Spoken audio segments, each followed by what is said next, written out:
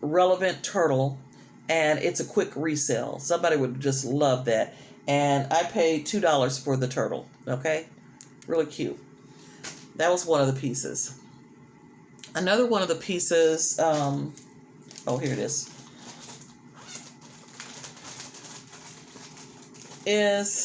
these two seahorses. They're earrings. And I thought they were adorable. I first thought they were metal, but then when I clinked them together, I got a hard plastic sound or resin sound, and maybe they were just colored gold, but they are not any type of metal. I think they're plastic or some type of resin. But let me just get my magnet to make sure. Yeah. So see, they don't even stick to the magnet. So it's some type of plastic. So, but they were cute, and they were $1.50. So, you know, there you have it. And I got those as well. Now, with those two pieces out of the way, I got this bracelet. I'm pretty sure it was in the $1.50 range, $2 range as well. It opens up. It's going to be for somebody that has a really small wrist, because this would not fit my wrist. I promise you that. It would fit, but it would be a very uncomfortable fit. Once it clamped down or clamped closed, it would be so attached to the skin until I just wouldn't like that idea. But it didn't have a maker's mark in it or anything, but it still is relevant. I did notice that the little jewels, I mean, especially for summertime, these colors are popping during the summer. This is an orange or coral. So these are really popping colors during the summer. And, you know, you could just have your little maxi dress on and just a few little bangles or whatever. But if you notice, in between each little segment, there are little crystals there. So I thought that was cute for the price. And it's a resellable piece. Now this other piece right here, I mean, can you imagine that being an earring? That would be gigantic, wouldn't it? But that's not what it is. It's actually a brooch. And the brooch did not have a maker's mark in it. It's still relevant. It's a gold tone, really pretty. Like I said, you don't have to wear them directly on you. There was a man at one of the estate sales. He walked around with a fishing hat on. And when I say fishing hat, it's the hat that fits completely over your head, made out of cloth, and with a little brim that goes all the way around it. And he had brooches attached to this fishing hat. And I'm talking about ladies' brooches, which were attached to his fishing hat. And basically it was just really to attract women to come over and see what type of brooches he had on. And he might have been just using that as a selling device, just to get the women to come over and look and see what brooches that he had on his hat. Even I went over to take a peek and see what different ones he had. And he could name each one, and he would tell you exactly what it was, who made it, that sort of thing. And if the women said, oh, I wish I could have had that, and well, you know, if you wanted, I'll sell it to you. Basically, this man knew what he was doing. That was his advertisement piece. And I thought that was amazing. So, again, back to this brooch. Now, this probably would not have been one of the brooches that he had on his hat, because number one, it's not marked by any manufacturer or anybody that made jewelry. So this would not have been a piece that would have probably caught anybody's eye. It caught my eye because it was different. And first thing I thought about it when I saw it was an earring, but I knew it wasn't an earring because I could see the little brooch thing in there. But I thought it was really cute, and a nice little piece. So anyway, that's why I got it. And plus it was cheap. So, all right. And so the next piece I have is also a brooch, and it has the Aurora Borealis pieces in there. If you can see how the light catches it, then you know that those little crystals in there are Aurora Borealis. And it is a brooch. Very cute little brooch. Didn't have a maker's mark on it, however, but it's still a resellable piece. And I guarantee you, if this had a maker's mark, it would have been on that man's hat. Very cute. And then it had a little piece in the center. And I don't know if the light will even allow you guys to see that, but this little centerpiece that looks like a pearl really isn't a pearl. It looks like some type of little crackling, I don't even know what you would actually call that. But when the light hits it right, you can see the little crackles going through it. And it almost looks like it's sparkling. Anyway, I thought it was cute, so I got that too. And, oh, the bracelet. This is a magnetic bracelet, and it has 3 different rope sections. And I thought it was pretty cool. It had the onyx little pieces inside the little circle rings, and gold little beads on it. It also had a catch chain on it. This right here, if this was to come apart, this catch chain would keep you from losing this piece, because it wouldn't. If it tried to fall off your arm, you would feel it before it even fell. So that's what the catch chains are all about, anyway. So I thought it was cute, and I paid $4 for this. An easy sale of $10. I wasn't really sure if anything was missing from this piece right here, but you know that I keep all of these little stretch bracelets. If I wanted to, I could take any piece off of any one of these stretch bracelets and put it inside there, but there's no need to even do that. That's just stuff that people that actually make jewelry would do if they were trying to repair a piece of jewelry, especially if it doesn't have a maker's mark on it. But I think this one did have a maker's mark. Folly Folly, I think was the name. Yeah, Folly Folly. Follie, so Folly Folly. So I would have to look that up to see exactly what this piece would have sold for, just so I can get an accurate price if I were to sell it. This is another bracelet. I paid $1.50 for this bracelet. At first I thought that the jewels in there were glass, and then come to find out it's just a plastic resin. So, I mean, this is a bracelet that would never fit my hand. I couldn't even get my hand in there. So, I mean, it's still relevant. It's still resellable. It's beautiful. It has all the little blue little stones in there. And I just thought it was cute. So I got $1.50. Good. You can't do no better than that. And then I found this necklace, which is a J. Crew. Is this a J. Crew? Let me just make sure, because I may be wrong with the name. Sometimes I want to give it a name. Okay, so no, this is Chico. So this is a Chico necklace, and as you can see, it's got stuff dangling from it for days. So it has all these little charms and stuff on there. It's actually metal. You can hear the metal sound. And I mean, it's a cute little piece. It's resellable. Even with the little charms dangling off of it, it's a resellable piece. And it's one of those pieces that's really long where you can just slip it over your head and wear it, and so on and so forth. So yeah, I thought that was cute. I forgot what I paid for it. $2 maybe. And then these earrings right here. These are so cute. I forgot I even had them on. That's how that's how comfortable they are. I seriously forgot I had these on, because as you can see, they not matching my camouflage. But I'm sorry, when I think about camouflage and I think about my little turban type hat I have on, I call it turban type hat. It's not turban. It's not even Muslim. I'm not even Muslim. I just wear it because, you know, it's keep me from having to do my hair when I'm out shopping. So I can just have my hair in a style and do that. But let's get back to the earrings here before I tell all my stories. So anyway, these right here are cute little earrings. And okay, the reason why I purchased these is if you can see the iridescent little crystals or little jewels in there. I have no idea what these little blue jewels are called. If they're pink, they will call them cat eyes. If they're brown, they will call them tiger eyes.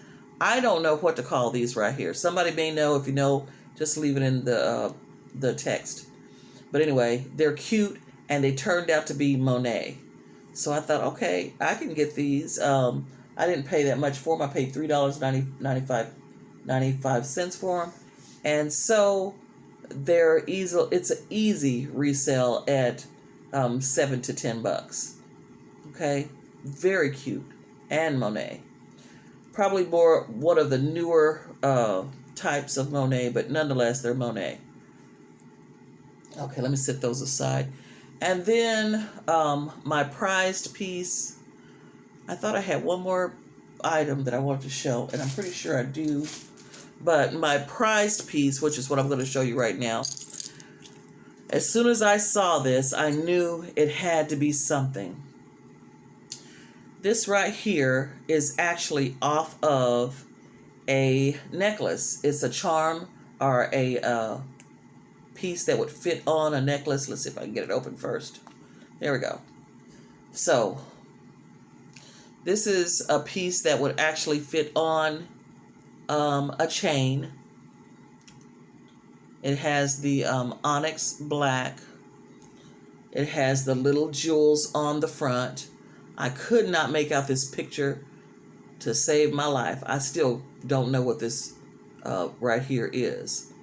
But you have the little jewel at the top and the little jewel at the bottom, and it almost looks like a decorative picture frame, but that's not all. This piece snaps down back on there just like that, and it'll fit on any necklace. But here's the part that got me. When I pulled out my loop to look at it, I noticed that on the back, and I wish I could show this to you guys so you guys could see it, right here, right there on that piece. It's a 925. So that basically tells you that this is actually silver. This is 92.5 sterling silver. And I was so happy to find this piece. Even if this was the only piece I found, it would have been worth my day because I found this piece. So 92.5 or 925, which is basically 92.5 and 7.5% some other metal element. So yeah, this was worth the whole trip. And with the black onyx in there, I mean, I just super happy when I found this piece. So yeah. All right. So those were my findings for today. It was a beautiful day. I had a really good time. I'm not even sure if I showed you this piece here. This also came with the seahorses. It had a little hole in it, so I knew that it could be turned into a necklace. But it also had some discoloring on it. So, but anyway, it still is a really cute piece. It could still be a necklace, so on and so forth. Now, with that being said, I wanted to show you something. One other thing that I actually got there. This right here, if you make jewelry, I want to show you this real quick.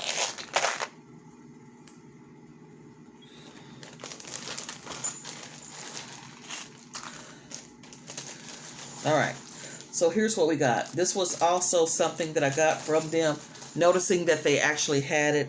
Glad that I found it and got it, because you just never really know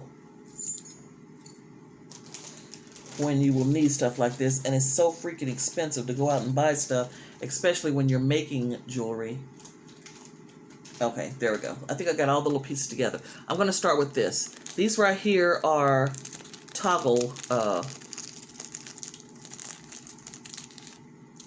I'm going to show you how they work if I can get one whole piece out. This is what they call a toggle. Come out of there. There we go. All right. So this right here is what they call a toggle clasp.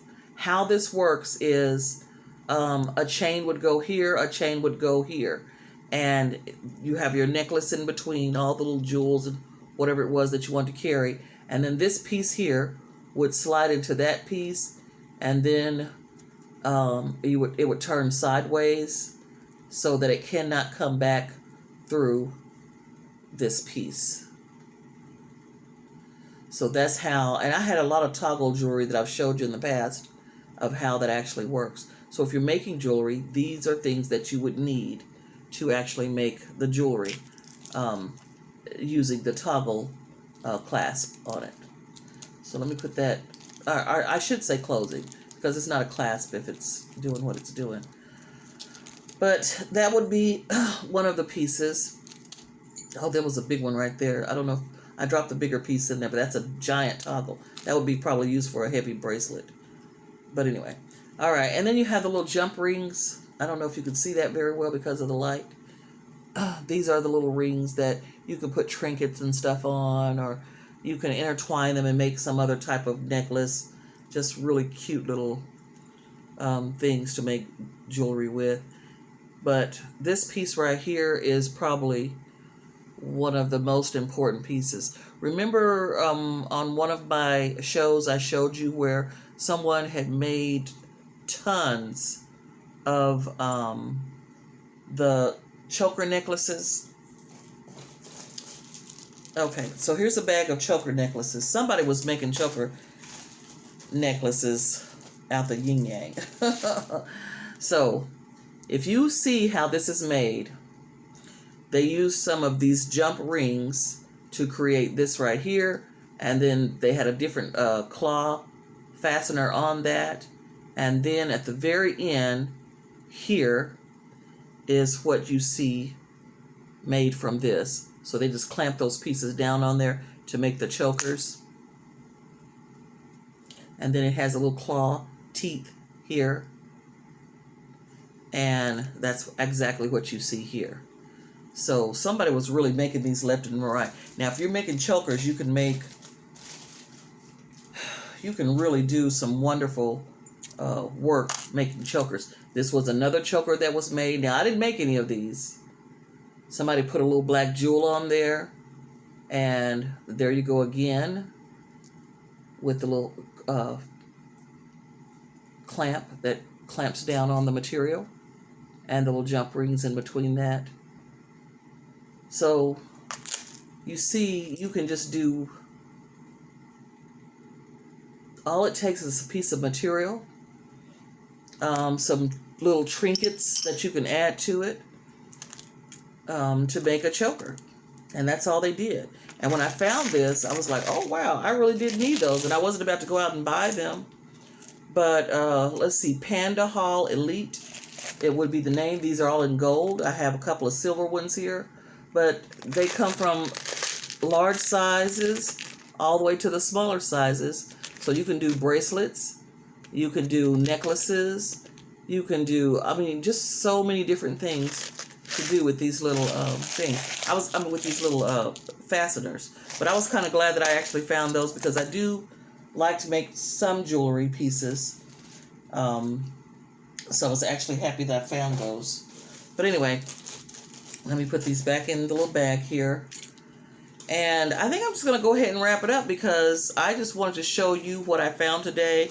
And if you're into jewelry making, some of the things that you could actually get, which are these little jump rings, to make, whatever it is that you're trying to bake. So I hope that you actually learned something from this. And I hope that you liked a lot of the little pieces that I got. I was floored with some of the pieces. When you find some nice pieces, I mean, I know none of my pieces are really, really big, but trust me, I have found big pieces before in the past. I've found some really extensive pieces in the past. But if I find just little finds while I'm out and about, I'm happy with that. But anyway, I'm just going to go ahead and clean up and get this back in order. There's so much stuff that needs to be done right now, with the weather being just as beautiful as it could be. I would love to be out there in my garden at this time, but I have not completely committed, because the jewelry has taken over. During the wintertime, it's basically all about jewelry, and just trying to find time to get out there and work in my garden and making that commitment to do so. So anyway, with that being said, I'm just going to go ahead and close. I hope that you, like I said, I hope that you learned something today. And I hope that you enjoyed watching me. Anyway.